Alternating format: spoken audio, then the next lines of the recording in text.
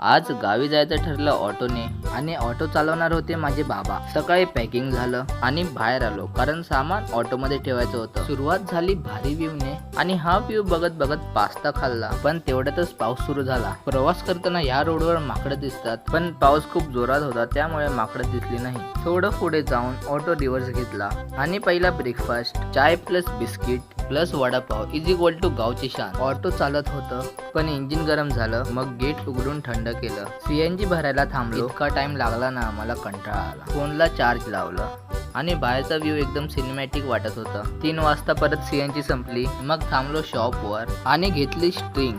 हो तीच जी सगळे छपरी म्हणतात. 4 वाजता लंच टाइम झाला पण जेवण यायला खूपच टाइम झाला. मग सुरू झाली फेमस कसारा घाटची जर्नी. शामें मलंग सी रातें सुरंग सी. शेवटी गाव जवळ आलो. शॉप मधून छोट्यांसाठी खाऊ घेतला आणि शेवटी घरी पोहोचलो. असेच रिलेटेबल ब्लॉग साठी फॉलो करा.